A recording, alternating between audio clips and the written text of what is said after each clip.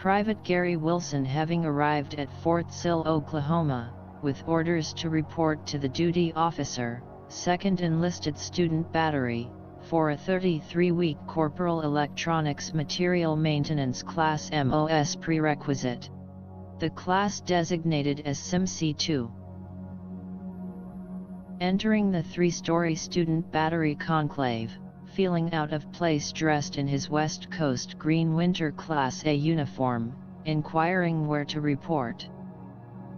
The duty officer noting his orders, directing him to a NCO in the far west wing for quartering. Gary addressed to an area on the 2nd floor. His abode was accorded as temporary quarters, awaiting the remainder SIMC-2 complement to arrive.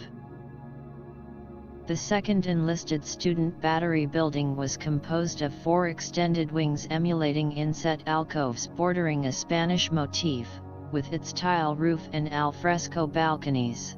The USAAMS, United States Army Artillery Missile School, premises on Randolph Road consisted of 3 buildings, the 2nd Enlisted, the Staff and Faculty and the 1st Officers Student Battery.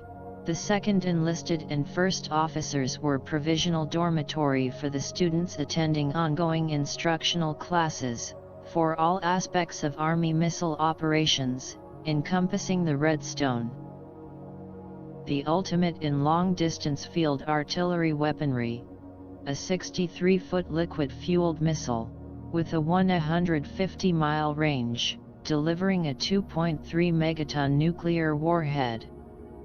The Corporal, a 45-foot liquid 20-kiloton nuclear shuttle, with an intermediate range of 80 miles.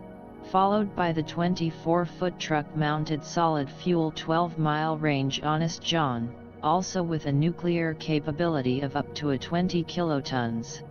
And Little John, a solid-fuel, 12-foot trailer-mounted high-explosive warhead missile, for coverage of less than 11 miles. The duty structure for students provided for full-time instruction, 8 hours per day, 5 days a week, with an addendum Saturday morning attendance, to observe field firepower demonstrations. The arriving student status provided some good news for the duration of their stay. The Citadel Army stanchions of guard duty and KP, was not a prerequisite. The 94,000-acre military installation of Fort Sill having the appearance of a bourgeois military complex. Host to 20,000 plus. Outnumbering the 18,000 residents of the neighboring town of Lawton. Fort Sill's historical past is one that parallels that of Oklahoma, beginning with General of the Army Philip Sheridan of Civil War Appomattox fame, leading the campaign into Indian Territory in 1869, establishing Fort Wichita, which was redesignated Fort Sill, named after Brigadier General Joshua W. Sill, a West Point classmate, and good friend of Sheridan's who was killed in the Civil War's blood-fest battle at Stony River.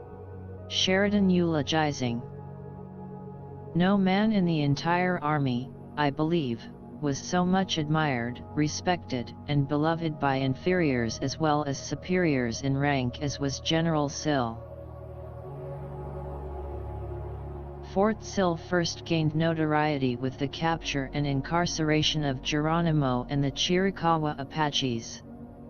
In October 1894, the Chiricahuas were transferred to Fort Sill in southwestern Oklahoma Territory, where the geography was similar to that of their homeland.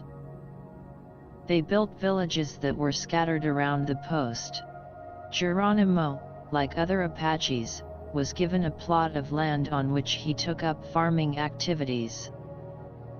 In 1911, another Fort Sill milestone, the military bastion becoming the Army First Artillery Training School, and in 1915 becoming the birthplace of combat aviation with the formation of the 1st Aero Squadron.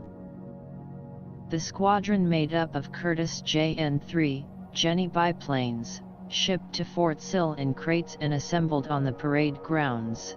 With no airfield, they were walked to the polo field where the Wright brothers taught the Aero Squadron members to fly.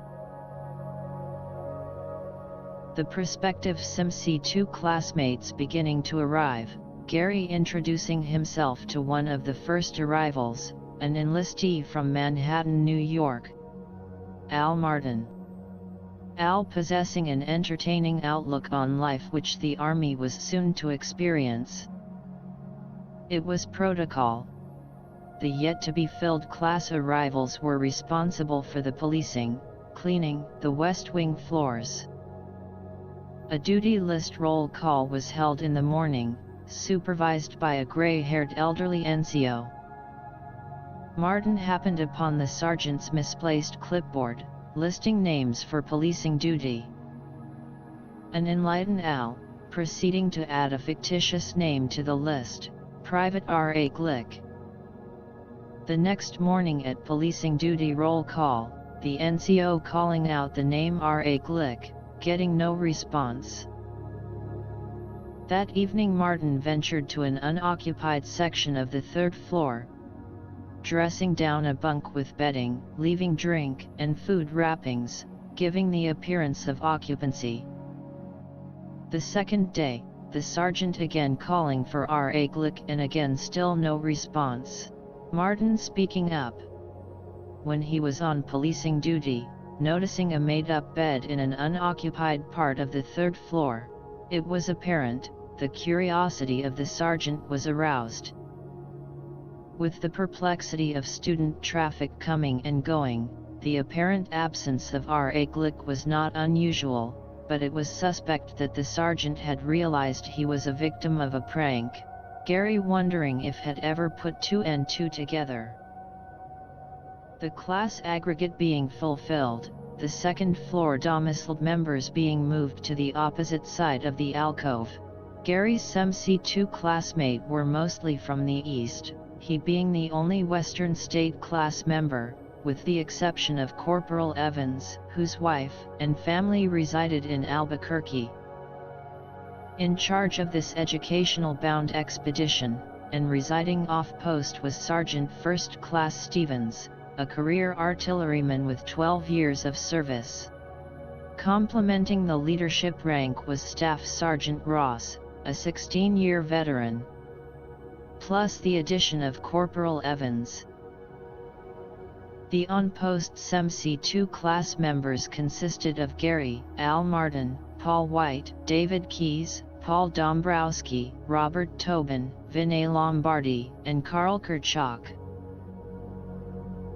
Weekday mornings finding the billeted class members falling in at 0600 hours, the outside formation, a formality for mess call before their daily march to class. The atmosphere for the unknown was very much experienced, the group's enthusiasm reigned with an advent of expectation. The prospective SimC-2 soldiers were of like mind, taking the first steps in this journey. Gary sensing the anticipation of the group, but recalling a quote from the past. "We all may live under the same sky, but all may not have the same horizon."